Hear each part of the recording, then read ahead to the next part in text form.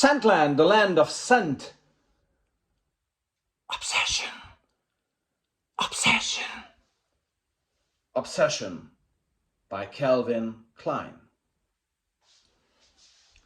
Hello and welcome everybody, it's Chris back with yet another fragrance review, and today it's all about this release from 1986 by the house of Calvin Klein called Obsession for Man, okay? And well, this is a milestone in fragrance history. The créateur, the nose, the parfumeur is Monsieur Robert Slattery, if I pronounced that name correctly. Okay, fairly unknown to me.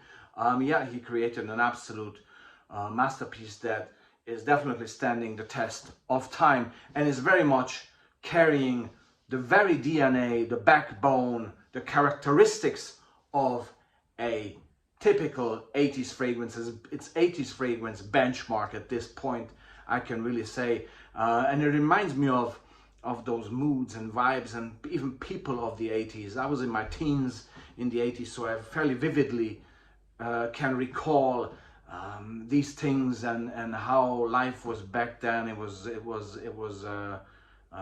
much simpler and much more easygoing, probably. Although again, I was a teenager, I didn't have to, do the rat race just yet. But still, I adore the 80s. It was the best decade of my life, definitely. Thanks to my mostly my mother, grandmother, and family that provided me with a great childhood. Okay, I'm telling you all of this because this is what this fragrance is reminding me of, and that's very important because it works almost like a time machine. And the note breakdown is just tremendous. It has a ton of notes, but the notes that stick to me mostly are definitely cinnamon, lavender, coriander, lime, mandarin orange, some amber there. Definitely nutmeg. I have nutmeg in here. I can smell it. Some piney aspects, probably some green aspects like sage, stuff like that. Woody. It's actually Brazilian rosewood in here. And there is this musky patchouliness as well that rounds this off and gives it further depth and a typical 80s fingerprint. Okay, so it's if I have to summarize this is an ambery, woody, warm, fresh, spicy fragrance, if you want to categorize it. Okay, but it's much more than that, again, because I have to highlight this again. There's many fragrances that came out around this period and which had tons of notes and which were playing in the same genre, but there's only very few that are as have a character, a wonderful character like this one. And fragrances like Lagerfeld Classic come to my mind from 1978, actually, or KL Homme, I should mention. That's a fragrance that has been released in 1986 as well, just like Obsession for Man. And maybe even Elizabeth Taylor's Passion. The lavender there is very similar to this lavender that we have here in Obsession for Man by Calvin Klein. Okay, I remember the ad, actually. Obsession. Do I remember correctly? This very obsessive sound and how it came across, but made it mysterious and sexy as well at the same time. The whole ad campaign was built around this, and the name is very fitting, although it's obsession would mean probably something also to you that is aggressive.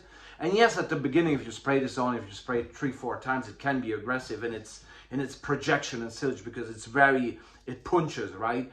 But as it goes toward the mid and then the dry down, this eases off. Okay, it's there, it's very much there, but the trail it leaves, it's sophisticatedly blended and just lingering instead of continuing to push. Okay, so it's an American fragrance, obviously, Calvin Klein, but to me somehow, maybe again because of the memories associated to that period of time.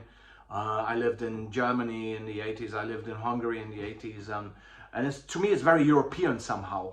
I'm sure I smelled this on folks as well, or I smelled fragrances at the time that were very similar.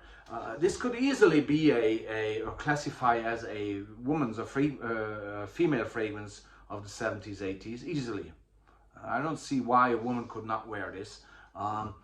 It has very manly aspects. It's a man's fragrance, absolutely. But if you look at the fragrances that were around at the time, women's fragrances from the 70s, 80s, and Le Tintamer, Cinnabar, Youth, and all these classy fragrances, this could definitely be just one of them, you know. One of the classy, evergreen, wonderful fragrance masterpieces that were created in those decades. But it is what it is. Obsession for Men, still around, still available. This bottle is about 10 years old, and it works beautifully. It projects, again, as I say at the beginning, as I said at the beginning, it projects like a beast. It's beast mode, definitely at the start. So you better spray it on in the bathroom when you're alone, and leave it a few minutes, and then go, you know, to meet other people, because otherwise it can be a little bit overbearing or too much cloying, you know. But then again, as it dries down, as it develops, I should rather say, it develops in a beautifully sweet, warm, ambery, slightly sweet due to the cinnamon, a bit piney, a bit green, and then the patchouli that gives it this earthy, dirty kick there. Just a very well-rounded fragrances, very mysterious, very comforting. It's sure it's a child of the 80s, so it's some people will call this grandpa or dated or whatnot, okay? And it surely smells totally apart and different, luckily, from the fragrances that are being launched today. There's no sugar syrup sweetness in here, and no aquatic strangeness, and no ambroxan and all that shite, I should say. Sorry, excuse me for my French. So nothing of that here. So anybody who is accustomed to the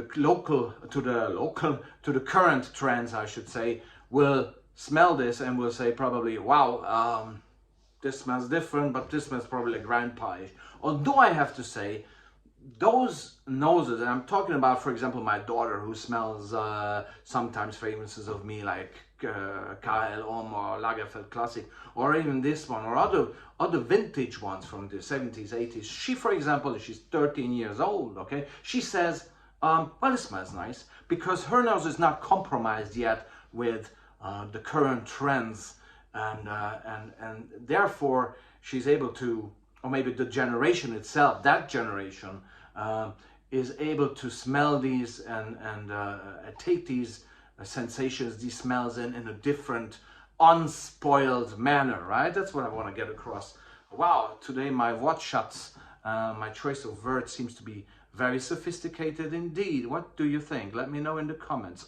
I'm in good mood today, you can tell. So, but it's partly due to this one, because it really makes me relive in some of the glory days of the 80s, and I like the name as well, and I like the bottle. There's a guy who did this bottle, but his name escapes my memory at this point. But it's a famous designer for example, for fragrance bottles, okay? Pierre Dinon or Robert Dinon, I'm not exactly sure, maybe Pierre Dinon, not sure, correct me if I'm wrong, okay? But he did the design, and at the time, for a major brand like Calvin Klein to bring out something new to the market was a major event, okay? It was a major event, and that event called for a great marketing campaign, great creativity, great blending, and great attention on the market, and everybody was looking forward to the next release of Calvin Klein or Karl Lagerfeld or Chanel or whomever we're talking about, okay? Because it was something special. Fragrances were not just released every second day like today, just to disappear from the shelves a few months later, okay? So, Obsession for Men by Calvin Klein in 1986. Fragrantic masterpiece. Thanks very much. It was Chris from Scentland. And yes, indeed, see you soon for yet another fragrance review. Bye-bye.